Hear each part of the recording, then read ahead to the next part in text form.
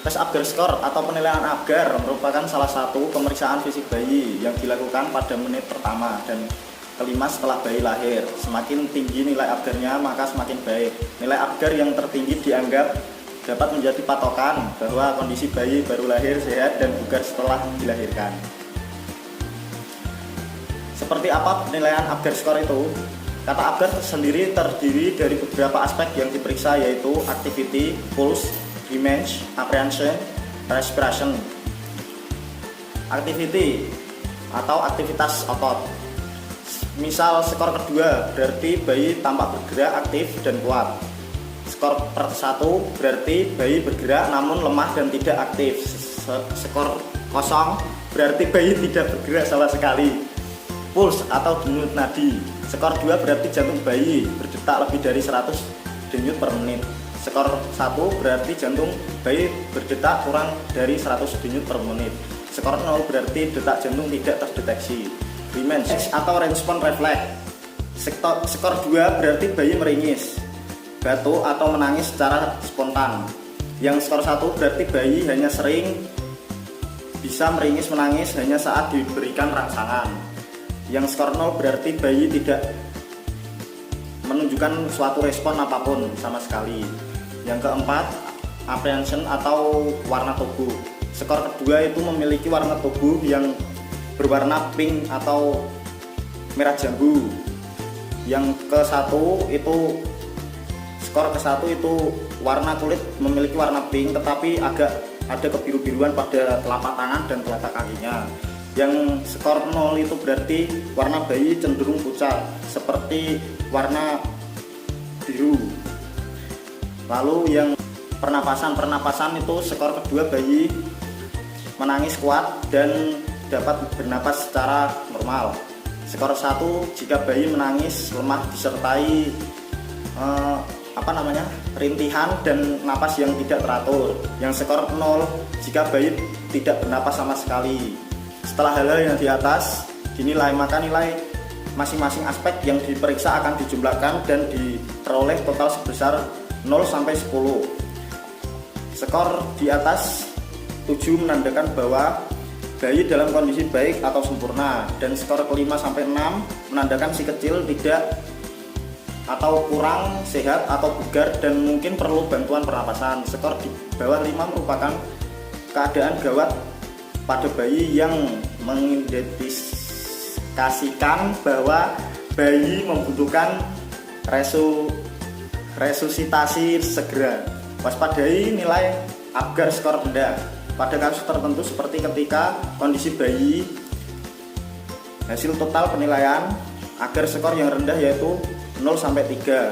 Rendah nilai ini juga dikaitkan dengan meningkatkan resiko kematian bayi, cacat otak dan epilepsis pada bayi di kemudian hari. Ini adalah cara untuk mengukur lingkar kepala pada bayi. Yang dibutuhkan adalah midline alatnya. Yang kedua, pusatkan bayi untuk diam, posisi diam. Dan dua jari di atas tali, yaitu seperti ini. Jalasnya ditarik ke belakang. Sampai posisi ke belakang. Ini. Dan untuk pengukuran bayi dari 0 sampai 3 bulan itu untuk jaraknya bertambah 2 cm itu dari 1 ke 2 bulan maupun 2 ke 3 bulan.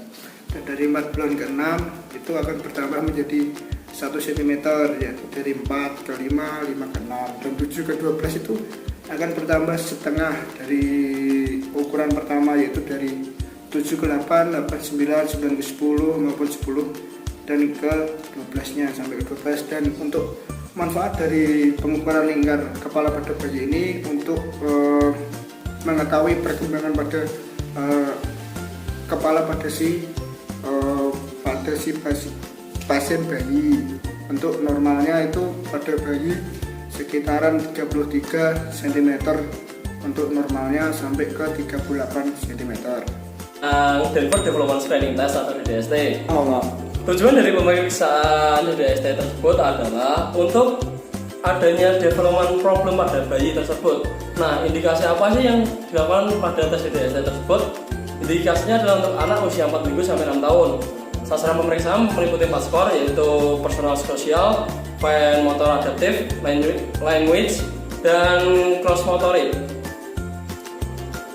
Yang berikutnya kita akan langsung bahas tentang langkah-langkah pemeriksaan yang dilakukan dalam DDST tersebut. Yang pertama adalah hitung usia, real, HPX, strip HLX atau HPL. Yang kedua buat garis usia. Yang ketiga adalah PX dimulai dari item di kiri GU tapi letaknya terkanan kan. Nanti saya kasih gambarnya di samping ini. Yang keempat beri tanda V kalau lulus bayinya, beri tanda 0 kalau tak lulus, dan M untuk yang bayi yang menolak. Nah, interpretasinya itu seperti abnormal bila 2 sektor atau lebih masing-masing dengan 2 nilai atau lebih, abnormal bila 1 sektor memiliki 2 nilai, questionable bila 1 sektor dan 2 nilai atau lebih, questionable bila 1 sektor atau lebih masing-masing dengan 1 nilai, dan dalam sektor yang sama semua item yang terpotong garis tidak lulus. Unstable bila penolakan anak yang menyebabkan hasil abnormal dan questionable. Discrete bila hasil tes abnormal atau questionable dilakukan ulang pemeriksaan dalam waktu 2-3 minggu kemudian. Peralatan yang diperlukan adalah belangko DDST, benang gol warna-warni, alat tulis, manik-manik, kubus ukuran warna-warni 2x2 cm, berbagai gambar binatang, dan mainan anak-anak untuk agar anak tidak takut saat kita melakukan tes. Hitungan usia yang kita dapat menarik kesimpulan bahwa usia dari Divya ini adalah 15 bulan. Jadi, pada form DDST atau Denver 2, kita dapat menarik dari garis usia di umur 15 bulan.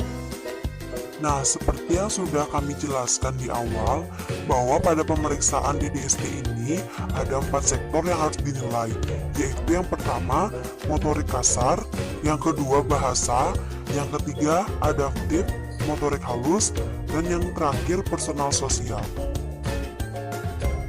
Pada garis usia yang sudah kita tarik pada usia 15 bulan, kita dapat melihat kemampuan yang terpotong garis usia pada sektor motorik kasar, yaitu yang pertama berjalan mundur, yang kedua lari, dan yang ketiga berjalan naik tangga. Untuk sektor bahasa, yang terpotong garis usia yaitu dapat menyebutkan 1 kata, 2 kata, 3 kata, dan 6 kata.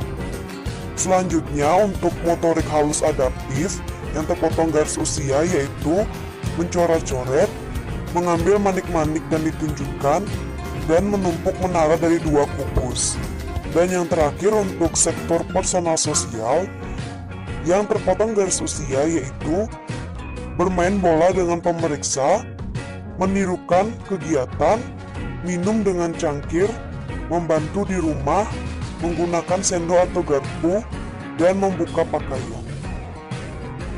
Bila kemampuan di garis usia kiri paling kanan itu pada anak sudah bisa melakukannya, kita lanjutkan ke garis usia yang terpotong, dan jika terdapat delay pada garis usia yang terpotong, itu tetap dikatakan normal. Di sini saya akan menjelaskan tes primitif pada bayi. Yang pertama yaitu refleks menggenggam atau palmar grasp refleks, yaitu sentuhan telapak tangannya, bayi akan menutup jari-jarinya seperti gerakan menggenggam. Ini ada contohnya di samping. Refleks ini muncul sejak lahir dan bertahan hingga usia 6 bulan. Yang kedua, refleks morok atau terkejut. Refleks ini dapat dimunculkan dengan cara memukul tempat tidur bayi, suara berisik atau yang lainnya seperti menjatuhkan pada bayi. Untuk ini sekitaran 0 sampai sekitaran 4 bulan. Apabila masih dalam batas normal, itu bayi akan terkejut, yaitu telapak tangan fleksi, dengan melakukan gerakan fleksi. Yang kedua itu, yang pertama itu lengan dan tungkai seperti terkejut, dan kedua itu fleksi.